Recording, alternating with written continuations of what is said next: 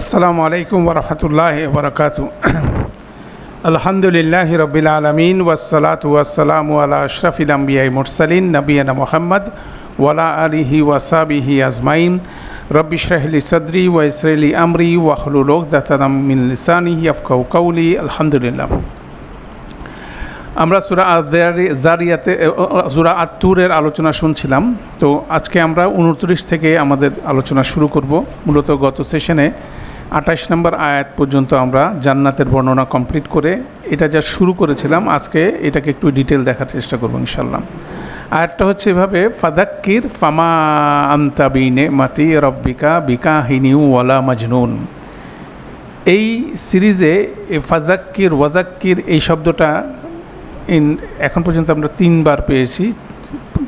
আমরা বলতে পারি সূরা আর জারিয়াতে ছিল, সূরা এর আগে সূরা আল কফে ছিল, কফের মধ্যে ছিল শেষ আয়াতে ফাযাক্কির বিকুরআনি মান ইয়াখাফু ওয়াঈদ। এখানে আসে ফাযাক্কির বিমা ফামা আনতা বিনিমাতি রাব্বিকা বিকাহিনি ওয়ালা মাজনুন। আর সূরা আয জারিয়াতে ছিল ওয়াযাক্কির ফা ইন্না যিকরা তানফাউল মুমিনিন। খুব প্রোফাউন্ড 3টা আয়াত এখানে একসাথে লিঙ্ক করে আমরা আলোচনা করার চেষ্টা করব ইনশাআল্লাহ। প্রথমে আমরা দেখার চেষ্টা করি যে এই ফা বিষয়টা কেন এসছে।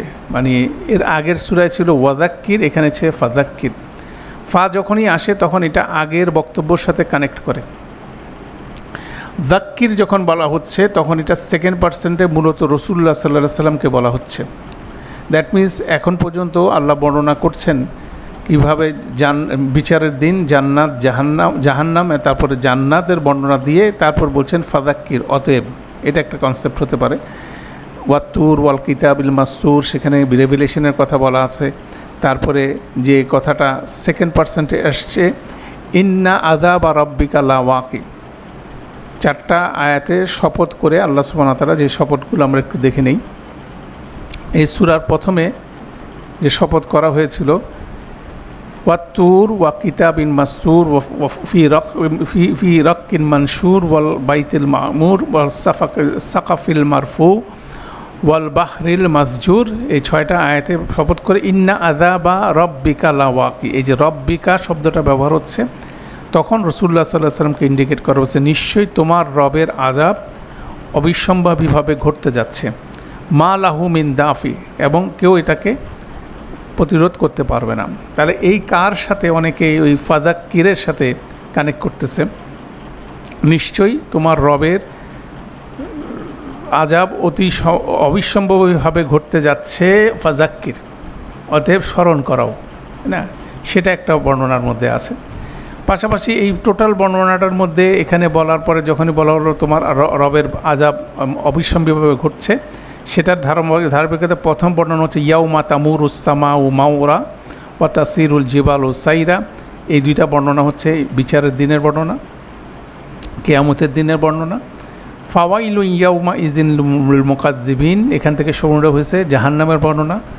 মুকাজ্জিবিনরা সেই দিন ওয়াইলুনের মধ্যে পতিত হবে, মানে জাহান্নামের মধ্যে পতিত হবে। আল্লাযিনা হুম ফি খাউদিন ইয়ালাবুন, যারা অনর্থক বিতর্কের মধ্যে নিজেদের খেলতামাশা করছে, সেই বর্ণনাটা দিয়ে তারপরে বলা হচ্ছে তাদের পরিণতি হবে ইয়াউমা ইউদাউনা ইলা নারি জাহান্নামা দা, তাদেরকে ধাক্কা দিয়ে ফেলে দেওয়া হবে জাহান্নামের মধ্যে। তারপর তাদেরকে বলা হবে হাযিহিন নারুল্লাতি কুনতুম বিহা তুকাজ্জিবুন, এই সেই নার যেটার ব্যাপারে তোমরা অস্বীকার করতা, মিথ্যা প্রতিপন্ন করতা। তারপরে বলা হচ্ছে আফাসিহরুন হাজা আম আনতুম লা তুবসিরুন, এটা কি জাদু মনে হয় নাকি তোমরা দেখতে পাচ্ছ না? খুব সার্কাস্টিকলি বিদ্রুপ করে আল্লাহ বলছেন। তারপর বলছে ইসলাউহা, এখানে প্রবেশ করো। ফাসবিরু আও লা তাসবিরু সাওয়াউন আলাইকুম, তোমরা এখানে সবর করো অথবা না করো, তোমাদের জন্য সমান। ইন্নামা তুজজাউনা মা কুনতুম তা'মালুন, তোমাদেরকে সেটাই দেওয়া হচ্ছে যা তোমরা অর্জন করেছো। এইভাবে বিচারের দিনের পরে জাহান্নামের বর্ণনা কমপ্লিট হয়ে তারপর ইন্নাল মুত্তাকিনা 17 নম্বর আয়াত থেকে দীর্ঘ 28 নম্বর আয়াত পর্যন্ত জান্নাতের বর্ণনা এসছে।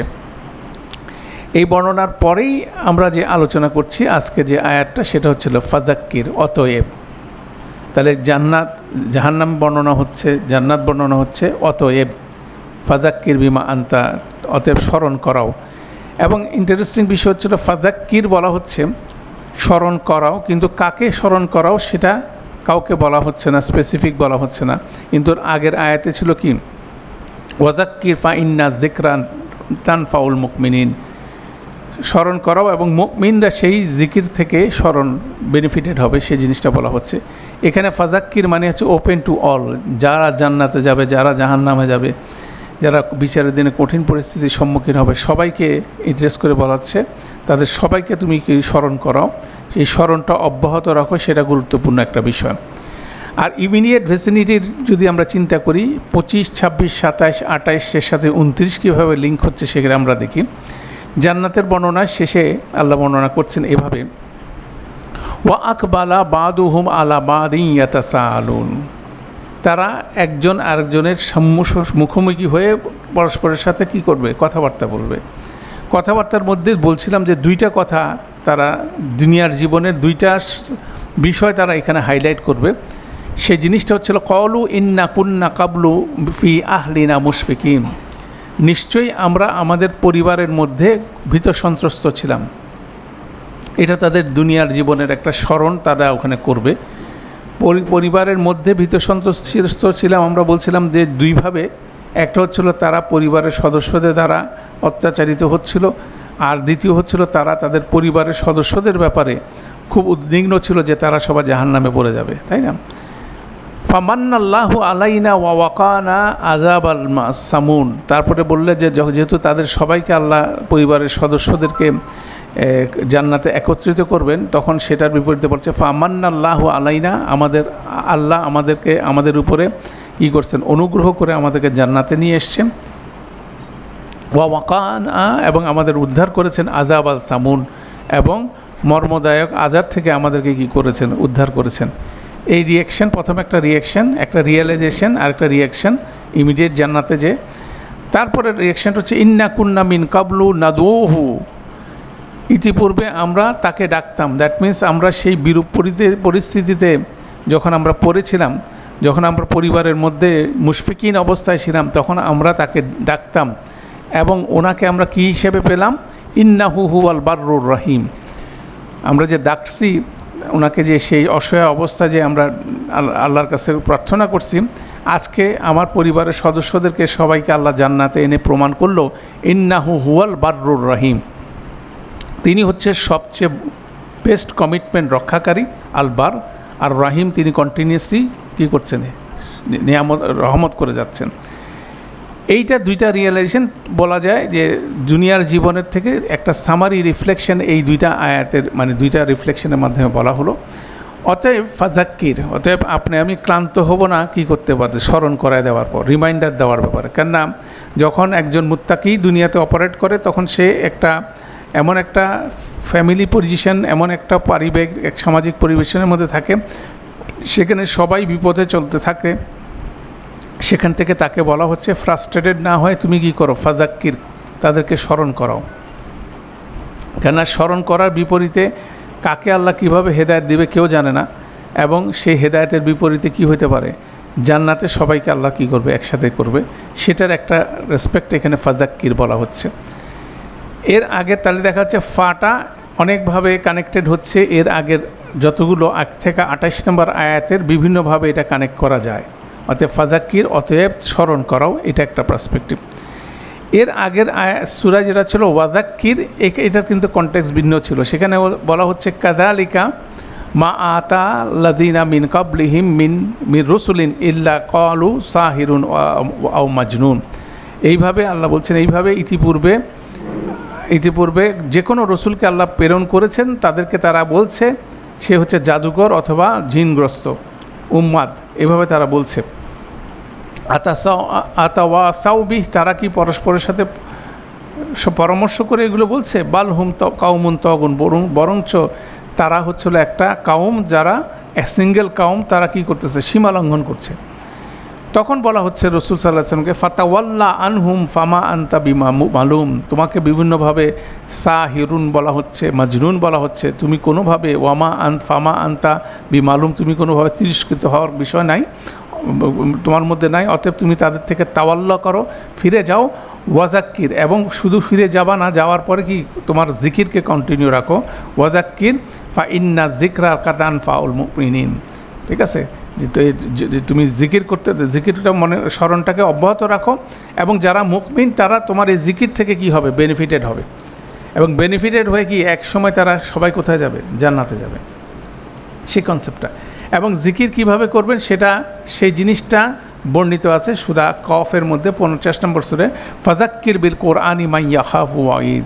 কোরআনের মাধ্যমে স্মরণ করাতে হবে, এটা হলো একটা পাওয়ারফুল লেসন।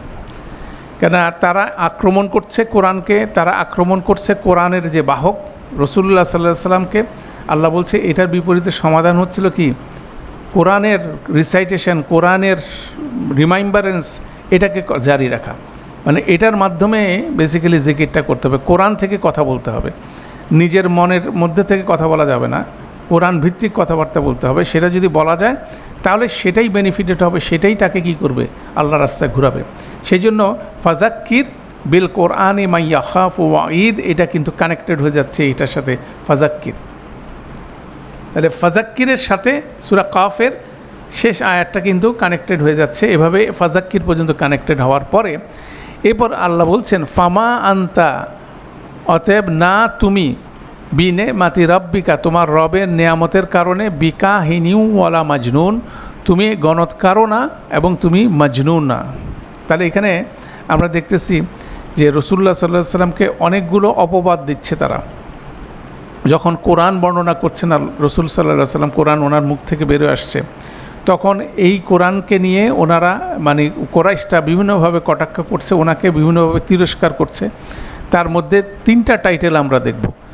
একটা আগের সূরার মধ্যে আমরা দেখছি কি, সাহিরুন, সে হচ্ছিল কি জাদুকর, আও মাজনুন, অথবা সে হচ্ছিল মাজনুন। মাজনুন শব্দের হচ্ছে উম্মাদ। মাজনুন শব্দের মধ্যে আরেকটা বিষয় আছে, সে হচ্ছিল জিনগ্রস্ত, অপ্রকৃতস্থ, এভাবে একটা অপবাদ দিচ্ছিল, সেটা কলু সাহিরুন আও মাজনুন। এখানে আরেকটা দিল বিকাহিনিন আও মাজনুন। তাহলে দেখা যাচ্ছে 3টা, একটা সাহিরুন, একটা মাজনুন, একটা নতুন টাইটেল শুরু হলো, সেটা হচ্ছে কাহিনিন। কাহিনিন, এই টাইটেলটা হচ্ছিল গণৎকার। গণৎকার মানে গণৎকারের যে ইমপ্রেশনটা তারা সোসাইটির মধ্যে থাকে সেটা হচ্ছিল এভাবে, কিছু লোক ভবিষ্যৎবাণী করে বিভিন্নভাবে, ব্যক্তি পর্যায়ে, সামাজিকভাবে বিভিন্নভাবে তারা ভবিষ্যৎবাণী করে, এবং এই ভবিষ্যৎবাণী করার বিপরীতে তারা বিভিন্ন রকম অর্থ তারা নিয়ে থাকে। ঠিক আছে, এটা হচ্ছিল গণৎকারের বিষয়। এবং দেখা যায় যে গণৎকারের ক্ষেত্রে অনেক ক্ষেত্রেই তাদের গণনা কিন্তু সঠিক হয় না, কিছু কিছু ক্ষেত্রে হয়, কিন্তু ম্যাক্সিমাম মানুষ এটা শুনতে পছন্দ করে, যেহেতু কিছু কিছু সত্য হয়, কিছু কিছু মিথ্যা হয়। তারপরে তারা ওই সত্যটাকে নিয়ে অনেকে দৌড়ায়, কিন্তু আলটিমেটলি মনের মধ্যে থাকে যে সে তার কথা সবসময় ঠিক হবে না, কিন্তু তারপরে তার পিছনে দৌড়ায়। অতএব গণৎকার যে ব্যাপারে কিন্তু পজিটিভ টোন কিন্তু সমাজের মধ্যে নাই। তো এতক্ষণ রাসূলুল্লাহ সাল্লাল্লাহু আলাইহি সাল্লাম যা বর্ণনা করলেন, ভবিষ্যৎ সম্পর্কে বর্ণনা করছেন, জান্নাত সম্পর্কে বর্ণনা করছেন, বিচারের দিন সম্পর্কে বর্ণনা করছেন, জাহান্নামের বর্ণনা করছেন, যেগুলো ভবিষ্যতে ঘটতে যাচ্ছে, যেটা মানুষ এখনও দেখে নেই। তো সেটাকে কটাক্ষ করার জন্য ওরা টাইটেল দেওয়ার চেষ্টা করলো কি, তিনি হচ্ছে ওদের মতো গণৎকারদের মতো একজন গণৎকার, তিনি হয়তো বা টাকা পয়সা চাচ্ছে, টাকা পয়সা চায় হয়তো বা মানে উনি এই কথার পরিবর্তন করবে, এইকে জাহান্নামে পাঠাবে, ওকে জান্নাতে পাঠাবে, এই ধরনের বিষয়গুলো আসতেছে। অতএব ওনাকে এরকম একটা বাজে টাইটেলে তারা বলছেন, এবং পাশাপাশি বলছে ওয়ালা মাজনুন, অথবা তিনি হচ্ছে মাজনুন। তাহলে ফাইন্যান্সিয়ালি করাপশনের ব্যাপারে ওনার বিরুদ্ধে এলিগেশন হচ্ছে বিকাহিনিন, আর মাজনুন শব্দটা হচ্ছিল ওনাকে জিনে ধরেছে। ঠিক আছে, কত ভালো মানুষ ছিলেন উনি, ছিলেন আস-সাদিক উনি একজন সত্যবাদী ছিলেন, আল আমিন ছিলেন, সেক্ষেত্রে ওনাকে জিনে ধরছে, পাহাড়ে গেছে, সেখানে জিনে পেয়ে বসছে, এখন সেখান থেকে উল্টাপাল্টা কথা বলছে। এইভাবে ওনাকে কী করতেছে, বিভিন্ন ওনার ক্যারেক্টার অ্যাসোসিনেশনের মাধ্যমে ওনার এই কিতাবকে তারা ডিনাই করছে। অতএব সেই জিনিসটাই বলে রাসূলুল্লাহ সাল্লাল্লাহু আলাইহি সাল্লামের প্রতি স্পেসিফিকলি আল্লাহ সুবহানাহু ওয়া তাআলা ওনাকে কনফিডেন্স দিয়ে বলছেন পাবলিকলি, তুমি কোনো অবস্থায় তোমার রবের নিয়ামতের কারণে, তোমার রবের যেহেতু বিশেষ অনুগ্রহ তোমার প্রতি আছে, তুমি এই দুইটার কোনোটাই না, অথচ তারা কি করতেছে সেই দুইটার ব্যাপারেই হ্যাঁ ওনাকে দোষারোপ করছে। তো এইভাবে মূলত এই দুইটা দোষারোপ করার পরে এরপরে আমরা আজকে যে সিরিজটা দেখব সেই সিরিজটা একটা লম্বা সিরিজ। এই আলোচনাটা 30 থেকে শুরু হচ্ছে এবং আজকে 44 নম্বর আয়াত পর্যন্ত এই কন্টিনিউশন। আমরা এখানকার কিছু অংশ আজকে আমরা দেখার চেষ্টা করব। এখানে দেখবেন কিছু প্রশ্ন করা হচ্ছে, স্টাইলটা হচ্ছে এভাবে, আম ইয়াকুলুনা সাইরুন শাইরুন, তারা কি বলে শাইরুন একজন কবি, মানে রাসূলুল্লাহ সাল্লাল্লাহু আলাইহি সাল্লাম কি তোমাকে কি তারা বলে একজন কবি? ঠিক আছে, তাহলে আমরা আরেকটা টাইটেল যুক্ত হলো, একটা হচ্ছে সাহিরুন, এটা হচ্ছে শাইরুন। সাহিরুন মানে হচ্ছিল কি জাদুকর, মাজনুন হচ্ছিল কি উম্মাদ, কাহিনীন হচ্ছিল কি গণৎকার। এখন তারা বলল আরেকটা টাইটেল দিল হচ্ছিল কি তিনি হচ্ছিল কি শাইরুন, তিনি হচ্ছে কবি। ঠিক আছে, খুব সুন্দর কবিতা, কেন তাদের সময়ে কবিতা ছিল একটা গুরুত্বপূর্ণ বিষয় তাদের সোসাইটির মধ্যে, এবং কবি যুদ্ধ হতো, একজন কবি আরেকজন কবিকে কী করতো মোকাবেলা করতো। কবি এখন যেমন ধরেন মানুষ ক্রিকেট খেলা নিয়ে পাগল, ক্রিকেটে যারা ভালো খেলে তাদেরকে অনেক অনেক টাকা দেওয়া হয়, ঠিক আছে, তারপরে যদি হেরে যায় তাদের বাড়িতে আবার হামলা করা হয়। এই যে বিষয়টা আমরা এখন দেখি, ঠিক একই রকম বিষয় কিন্তু সেই সময় কবিদের নিয়েছিল আরব সমাজের মধ্যে। কেউ যদি ভালো কবিতা লিখতে পারত তাকে কবি যুদ্ধ হতো, যারা জিতত তাদেরকে অনেক টাকা দিত, এবং অনেক ক্ষেত্রে যারা হেরে যেত তাকে মেরেও ফেলতো তার সাপোর্টাররা, যে হারলো কেন। অতএব এরকম একটা ক্রেজ বলতে একটু এরকম একটা উন্মাদনা তাদের মধ্যে ছিল। তো সেক্ষেত্রে কোরআন যখন নাজিল হওয়ার বিপরীতে, তখন কোরআনের বিপরীতে আসলে কেউ কোনো রকম কথা বলতে পারতেছিল না। তখন তাকে বলা হচ্ছিল এভাবে যে আম ইয়াকুলুনা শাইরুন, সে কি একজন শায়ের মানে একজন কবি, নাতারাব্বাসু বিহি রাইবাল মানুন, আমরা অপেক্ষা করছি যাতে তার এই বিষয়টা ধ্বংস হয়। মানে রাইবাল মানুন হচ্ছিল, খুব সুন্দরভাবে এখানে ট্রান্সলেশন আছে, আমরা বরং তার জন্য অপেক্ষা করছি কালের কবলে পড়ার দরুন। মানে সমস্ত কবির, সমস্ত গায়ক, সমস্ত আর্টিস্টদের কি থাকে, একটা পিক থাকে, একটা কি থাকে, ফল থাকে। আজকের জমানার একজন পপুলার কবি পরবর্তী জেনারেশনের কাছে সে কি অ্যাকসেপ্টেবল না। এটা কিন্তু দেখা যাচ্ছে উত্থান পতন ক্যারিয়ারের ক্ষেত্রে দেখা যাচ্ছে যে কেউ ভালো গান গাচ্ছে, এক জেনারেশনের পপুলার সিঙ্গার আরেক জেনারেশনের কাছে মনে এটা কি শুনে। দ্যাট মিন্স রাইবাল মানুন একটা ফ্রেজ, দ্যাট মিন্স তারা নাতারাব্বাসু, আমরা অপেক্ষা করছি যাতে করে সে কি করে তার ফ্রেজটা কমপ্লিট করে সে মৃত্যুবরণ করে। মানে সে একজন কবি, কোরআন মজিদকে কবিতা বলা হচ্ছে এবং সে এগুলো বলছে। অতএব আমরা অপেক্ষা করছি কি একটা সময় তার এই কবিত্বের বিষয়টা ফল হবে, তখন সে কি হবে, নিঃশেষ হয়ে যাবে। অতএব দে আর ওয়েটিং ফর দ্যাট। আল্লাহ বলছে আম ইয়াকুলুনা, তারা কি বলে শাইরুন নাতারাব্বাসু বিহি রাইবাল মানুন, যে আমরা অপেক্ষা করছি যে তুমি তার সে একটা সময় কি হবে, ধ্বংস হয়ে যাবে, এই ধরনের একটা এক্সপেকটেশন। তখন আল্লাহ সুবহানাহু ওয়া তাআলা বলছেন কুল ফাতারাব্বাসু, অতএব তোমরা অপেক্ষা করো, ফা ইন্নী মাআকুম মিনাল মুতারাব্বিসিন, আমিও তোমাদের সাথে কি করতেছি, অপেক্ষা করো। মানে তাকে রেসপন্স করতেছে। দ্যাট মিন্স এখানে যে আর্গুমেন্টগুলো দেখবেন আম দিয়ে অনেক, সবগুলো আম আম অথবা কি অথবা অথবা অথবা দিয়ে অনেকগুলো, অলমোস্ট 12টা আর্গুমেন্ট এখানে দেওয়া হয়েছে। 12টা আর্গুমেন্টের বিপরীতে তারা তর্ক করত। রাসূলুল্লাহ সাল্লাল্লাহু আলাইহি ওয়াসাল্লাম এবং সাহাবীদের সাথে এরকম 12টা আর্গুমেন্ট দিয়ে তারা তর্ক করত। এটাকে ইন সিরিজ আল্লাহ এই সূরার মধ্যে দিয়েছেন। এটা একটা ইন্টারেস্টিং বিষয়। এবং এটা কিভাবে কানেক্টেড হচ্ছে আমাদের মূল টেক্সটের মধ্যে যখন আমরা পড়ছিলাম, এখানে আমরা আসি, এর আগের টেক্সটটা ছিল এভাবে, এই আয়াতটা এখানে রিলেটেড, ফাওয়াইলু ইয়াউমা ইজিন লিল মুকাজ্জিবিন, ধ্বংস হোক মুকাজ্জিবিনরা, আল্লাযীনা হুম ফি খাউদিন ইয়ালআবুন। এই মুকাজ্জিবিনরা কি করত?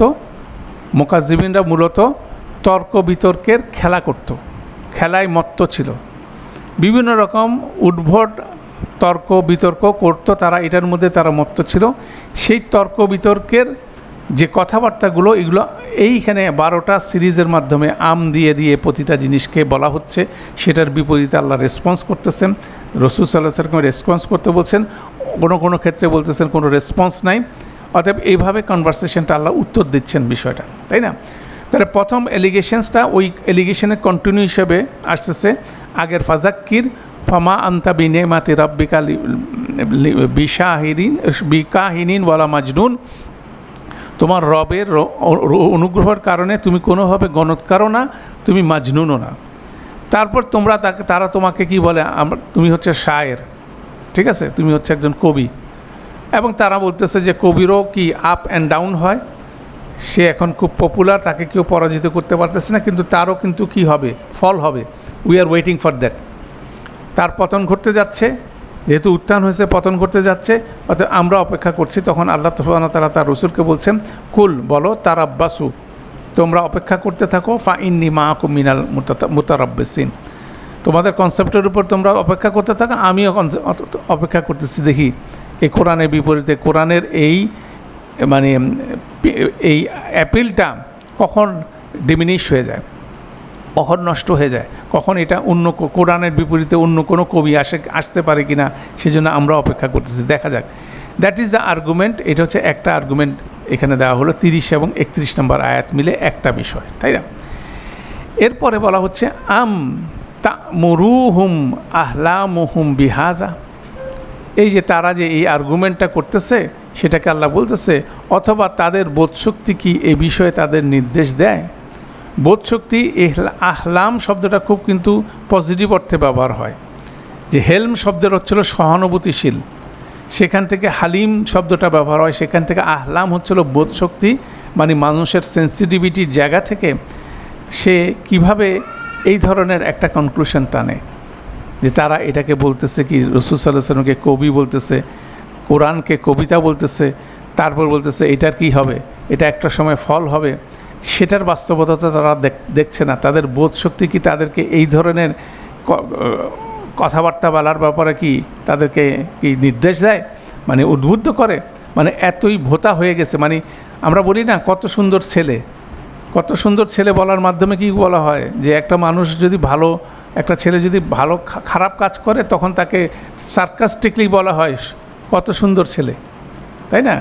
নেগেটিভ অর্থে বলা হচ্ছে। এখানেও কিন্তু সার্কাস্টিকলি আল্লাহ বলছেন আম তা'মুরুহুম আহলামুহুম বিহাজা, তাদের অসাধারণ বোধশক্তি কি এই জিনিসটার ব্যাপারে বলে।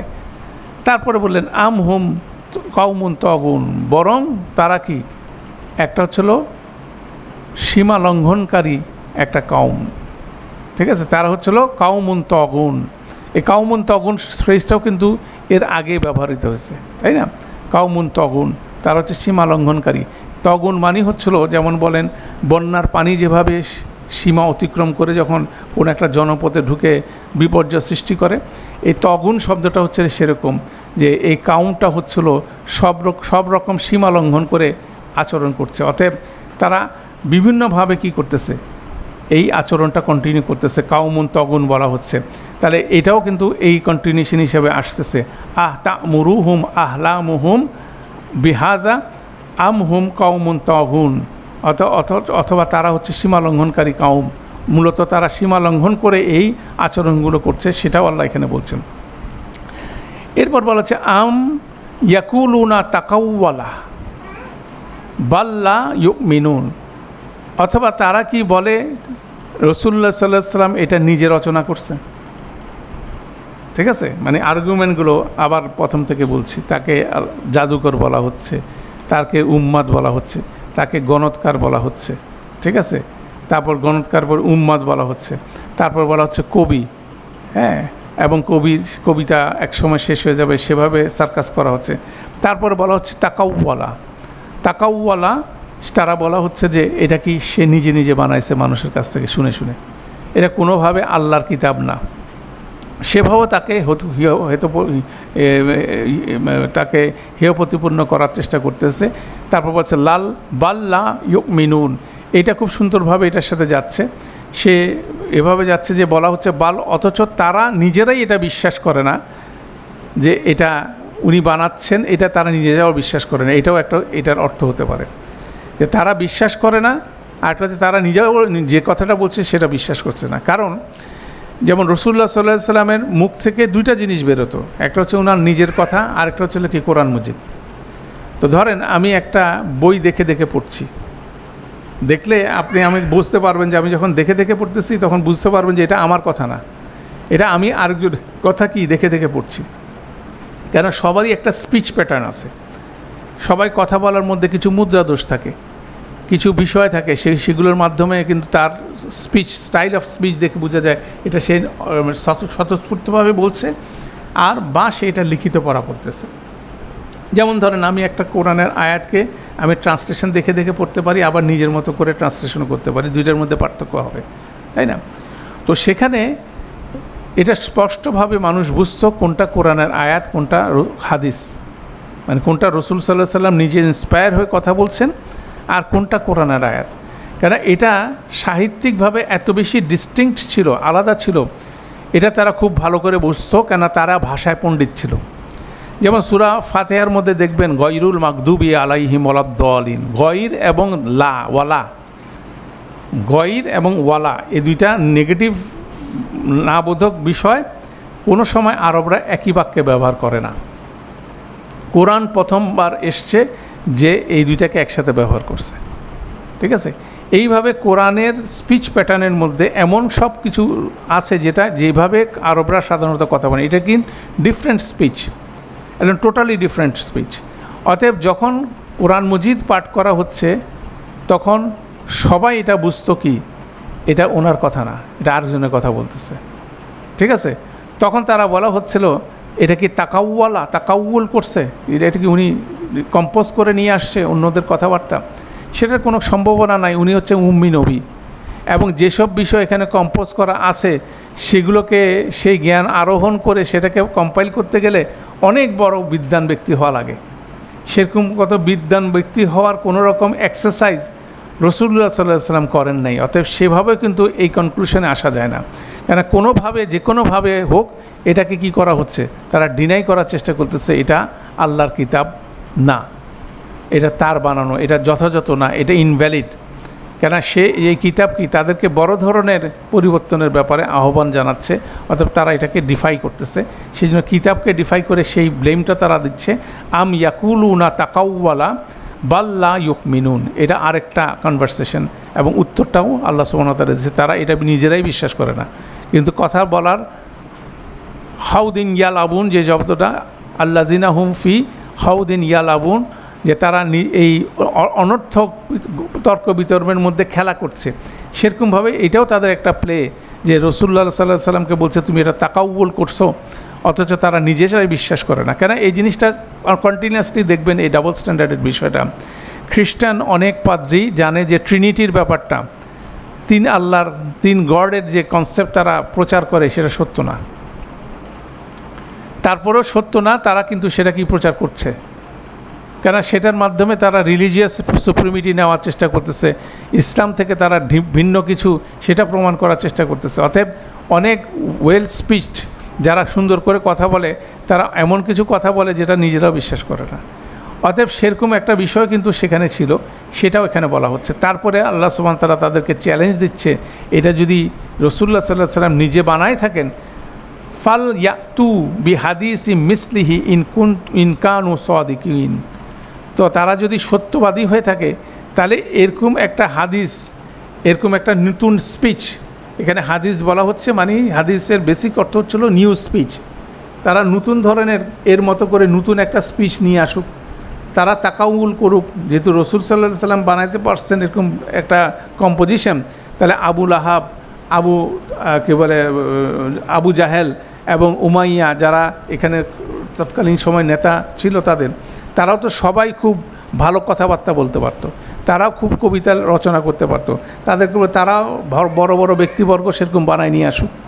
সেই চ্যালেঞ্জটা, সে রেসপন্সটা আল্লাহ দিচ্ছেন, ফাল ইয়াতু বিহাদিসি মিসলিহি ইন কানু সাদিকিন, তারা যদি তাদের কথার উপরে এত বেশি কনফিডেন্ট হয়ে থাকে, সাদিক হয়ে থাকে, তারা প্রডিউস করে নিয়ে আসুক। রাসূলুল্লাহ সাল্লাল্লাহু আলাইহি সাল্লাম একজন এতিম বালক, তাকে তারা কটাক্ষ করতেছে, সে যদি এটা করতে পারে তারা এটা করতে পারে না কেন, সেটাও কিন্তু রেসপন্স বলা হচ্ছে। তাহলে আমরা দেখতেছি কি তারা যেসব বিষয়ে বলছে সেটার বিপরীতে কি হচ্ছে, রেসপন্সও আল্লাহ এখানে দিয়ে দিচ্ছেন। মানে তর্ক বিতর্কের যে বিপদটা সেটাকে তাদের বিপরীতে আল্লাহ এখানে রেসপন্স করতে বলছেন। তারপরে বলা হচ্ছে আম খুলিকু মিন গায়রি শাইইন, ঠিক আছে, অথবা তাদের কি সৃষ্টি করা হয়েছে কেউ না থাকা থেকেই। খুব ইন্টারেস্টিং একটা মিন গায়রি শাইইন, তাদেরকে কি আউট অফ নাথিং সৃষ্টি করা হয়েছে? তাদের কি কোনো রকম পারপাস ছাড়াই সৃষ্টি করা হয়েছে? মানে এই স্টেটমেন্টটা আল্লাহ প্রশ্ন করতেছেন। তাদের সৃষ্টির পিছনে কি কোনো পারপাস নেই? তাদের সৃষ্টি কি কোনো কিছু থেকে হয় না? কেউ কি তাকে সৃষ্টি করে নাই, নাকি এমনি এমনি তারা সৃষ্টি হয়েছে? ঠিক আছে, আরেকটা প্রশ্ন, আম খুলিকু মিন গায়রি শাইইন আম হুমুল খালিকুন, নাকি তারাই নিজেরা নিজেদেরকে সৃষ্টি করেছে? মানে বেসিক তারা তর্ক বিতর্ক করছে, তো সেই জায়গায় তাদেরকে প্রশ্ন করা হচ্ছে তারা কি আউট অফ নাথিং সৃষ্টি হয়েছে? কেউ কি তাদেরকে সৃষ্টি করে নাই? তাদের কি সৃষ্টি করার কোনো পারপাস নাই, নাকি তারা নিজেরাই সৃষ্টিকর্তা? যদি সৃষ্টিকর্তা হয়ে থাকে আম খলাকু সামাওয়াতি ওয়াল আরদ, তাহলে আকাশ জমিন কি তারা সৃষ্টি করেছে? তারা যদি সৃষ্টিকর্তা হয়ে থাকে, তারা কি আউট অফ নাথিং সৃষ্টি হয়ে থাকে, তারা যদি সৃষ্টিকর্তা হয়, তাহলে আকাশ জমিন কি কেউ দাবি করতে পারবে আমি সৃষ্টি করেছি? কোনো মানুষ কি দাবি করতে পারবে যে আকাশ জমিন সে সৃষ্টি করেছে? বাল্লা ইউকিনুন, বরং তারা কি করে না, কোনো অবস্থাতে দৃঢ় বিশ্বাস করে না। তারা যেটা বলতেছে সেটাতে তাদের কোনো বিশ্বাস নেই। তারা যে কথাটা বলছে সে কথার মধ্যেই তাদের বিশ্বাস নেই। তারা কথা বলার জন্য কথা বলতেছে, তর্ক করার জন্য তর্ক করছে, তাই না? তো সেইভাবে বেসিক ওই শব্দটা হচ্ছে আল্লাযীনা হুম ফি খাউদিন ইয়ালাবুন, অনর্থক বিতর্ক করছে, সেটার বিপরীতে আল্লাহ এই কথাগুলো বলছে। বেসিক জায়গা হচ্ছে তোমাকে কে সৃষ্টি করছে? তুমি কি নিজে নিজে সৃষ্টি হয়েছো? তো সে যদি একজন সায়েন্টিফিক লোকজন যদি গবেষণা করে দেখে, তার যত রকম সায়েন্টিফিক নলেজ তার মাধ্যমে আছে, সে কি আবিষ্কার করবে? সে আবিষ্কার করবে যে আমি হচ্ছিল অ্যাক্সিডেন্টলি সৃষ্টি হয়েছি, এবং কিভাবে সৃষ্টি হয়েছে এই সম্বন্ধে, মানে কে সৃষ্টি করছে সেটা কিন্তু আমি জানি না। মানুষের জন্মটা হচ্ছিল অ্যাক্সিডেন্টলি, যেমন শুক্রাণু ডিম্বাণুর যে ইন্টারাকশনটা হয়, সেখানে লক্ষ লক্ষ শুক্রাণুর মধ্যে থেকে একটা শুক্রাণুর সাথে একটা ডিম্বাণু যে নিষিক্ত হয়, সেই জিনিসটা কিভাবে হয় সেটা হচ্ছিল সায়েন্টিফিক এক্সপ্লেনেশন। এরপরে আর কেউ যেতে পারে না, অতটুকু মানুষ বলতে পারছে। তো তাহলে কি তাকে কি কেউ সৃষ্টি করে নাই, নাকি নিজে নিজে সৃষ্টি হয়েছে? যদি নিজে নিজে সৃষ্টি হয়, তাহলে তার আশেপাশে আকাশ জমিন আছে, এটা কি সে সৃষ্টি করেছে? তখন বলতেছে যে সব কিছুর কনক্লুশন আল্লাহ বলছেন বাল্লা ইউকিনুন। এর আগে ছিল কি বাল্লা ইউমিনুন।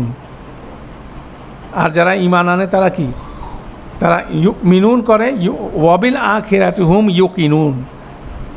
তারা আখিরাতের ব্যাপারে একদম ইউকিনুন ইয়াকিন শব্দটা খুব ইন্টারেস্টিং শব্দটা হচ্ছে এভাবে, যখন মানুষ পানির মধ্যে তলাটা পর্যন্ত একদম স্মুথলি দেখে। আপনি যখন গ্লাসে পানি খান, একদম পরিষ্কার পানি খান, আপনি গ্লাসের পানি দিয়ে এটা থ্রু আউট নিচে কী আছে সেটা প্রতিটা দেখেন। কোনো যদি ছোট একটা ময়লাও থাকে আপনি কিন্তু দেখতে পান। তারপর কিছু কিছু সমুদ্র আছে, সেটা পানি এত সুন্দর স্বচ্ছ যে এটার নিচে কিভাবে মাছ নড়াচড়া করতেছে, কি আছে সব কিছু দেখা যায়, ক্রিস্টাল ক্লিয়ার। এটা হচ্ছে ইয়াকিন, ঠিক আছে? তো এই ইয়াকিননেসটা যখন তারা এই তর্ক বিতর্ক নিয়ে ব্যস্ত থাকে, তখন তাদের এই ভিজুয়ালাইজেশনটা নষ্ট হয়ে যায়, তারা পানি ঘোলা করে। দ্যাট মিনস আপনি যদি পানি ঘোলা করেন, তাহলে আপনি তো এটার মধ্যে ক্লিয়ারনেসটা পাবেন না। তাহলে আননেসেসারি যদি সে ঘোলা করতে থাকে, অবশ্যই তার মধ্যে কি ইয়াকিনটা আসবে না। সে যদি রাইট থিঙ্কিং প্রসেসের মধ্যে যদি না যায়, তাহলে কিন্তু ক্লিয়ারলি সে সমস্ত লজিকগুলোকে কিন্তু মিলাতে পারবে না। আল্লাহ বলছে তুমি তোমার লজিক মিলাও, তুমি লজিক দিয়ে কথা বলার চেষ্টা করতেছো, তুমি তাকে বলতেছো এটা সে কবি, সে গণৎকার, সে মাজনুন, ঠিক আছে, সে হচ্ছে জাদুকর, এই যত কিছুই তাকে বলছো, বলে যে তুমি কনক্লুশন টানতেছো, তুমি তো কনক্লুশন টানতে পারছো না, তুমি তো ইয়াকিনের মতো কি করতে পারতেছো না, এটাকে স্টাবলিশ করতে পারতেছো না, তুমি এদিকে ওদিকে প্লে করতেছো। অথচ আল্লাহ সুবহানাহু ওয়া তাআলা যে লজিকগুলো দিচ্ছেন সেগুলোর মতো ইয়াকিনের মতো দেখা যাচ্ছে যে আখিরাত আসতেছে, আপনার আমার মৃত্যু আসতেছে, এরপরে কি আসবে, আখিরাত আসতেছে, আখিরাতে সেখানে কি হবে, কিয়ামত আসবে, তারপর জান্নাত আসবে, জাহান্নাম আসবে, সবগুলো কিন্তু ইয়াকিনের মতে। তারা ওয়াবিল আখিরাতি হুম ইউকিনুন। তো সেই জায়গা থেকে বলা হচ্ছে যে এই লজিকের পরে বলা হচ্ছে বাল লা ইউকিনুন, তারা কোনো অবস্থাতে সেটা কি করে না, তারা স্বীকার করে না। তারপর বলা হচ্ছে আম ইনদাহুম খাযাইনু রাব্বিক, নাকি তোমার রবের সমস্ত ধন সম্পদ তাদের কাছে আছে। ধন সম্পদ নিয়ে তো তারা ব্যস্ত, তাহলে ধন সম্পদ কি সব তাদের কাছে আছে? আম হুমুল মুসাইতিরুন, নাকি তারা সব কিছু নিয়ন্ত্রণ করে। কারণ মূল বিষয়টা হচ্ছিল কি, তাদের মূল বিষয়টা হচ্ছিল দুইটা জিনিস, একটা হচ্ছিল তাদের গ্রিড, আর একটা হচ্ছে পাওয়ার, তাদের লোভ এবং তাদের ক্ষমতা। এই দুইটার পিছনে তারা অন্ধের মতো দৌড়ায়, কিতাবকে তারা অস্বীকার করছে। কেন এই কিতাব যদি অ্যাকসেপ্ট করতে হয় তাদের ব্যবসা শেষ হয়ে যাবে। কেন তারা 360টা মূর্তিকে দেখায় যে ব্যবসা প্রতিষ্ঠান খুলে বসছে মক্কার বুকে। তারা যদি এই এক ইলাকে যদি মানতে যায়, এই এক ইলার দিনকে যদি গ্রহণ করে, তাদের সমস্ত বিজনেস কী হয়ে যাবে, ধ্বংস হয়ে যাবে, সমস্ত ক্ষমতা ধ্বংস হয়ে যাবে। সেটা তারা কোনোভাবে চাচ্ছে না, এবং সেটাকে প্রতিরোধ করার জন্য, সেটাকে প্রোটেক্ট করার জন্য তারা কি করছে, তারা এই ধরনের অনর্থক তর্ক বিতর্কের মাধ্যমে হচ্ছে। এটা ওয়ান সর্ট অফ, এখনকার সময় দেখবেন যে ট্রলিং যেটা হয়, আপনি দেখবেন সোশ্যাল মিডিয়াতে একজনকে যখন পচাইতে হয় তখন মিথ্যা কথা, আজগুবি কথা, মানে যেটা কোনো বাস্তবতা নেই, কন্টিনিউয়াসলি সে কথাগুলো যেমন বলতে থাকে। যেমন ভারতীয় মিডিয়া, যদি আপনি ইন্ডিয়ান মিডিয়ার দিকে তাকান, একদম আইডিয়াল সিচুয়েশন পাবেন। মিথ্যা কথা বলতে বলতে সে মিথ্যাটাকে কী করার চেষ্টা করতেছে, এস্টাবলিশ, মানে ওইটাও আপনার মাথায় ঘুরতেছে। তো এই বিষয়গুলো কিন্তু তারাও বিভিন্ন কনসেপ্ট, রাসূলুল্লাহ সাল্লাল্লাহু আলাইহি ওয়াসাল্লামের বিপরীতে বিভিন্ন কনসেপ্ট তারা সমাজের মধ্যে প্লে করতেছে। কাউকে বুঝাচ্ছে তিনি হচ্ছে জাদুঘর, কাউকে বুঝাচ্ছে তিনি হচ্ছে মাজনুন, কাউকে বুঝাচ্ছে তিনি হচ্ছে কবি, কাউকে বুঝাচ্ছে তিনি হচ্ছে তাকাউল। ঠিক আছে, এক একজনকে এক একটা জিনিস বুঝাচ্ছে।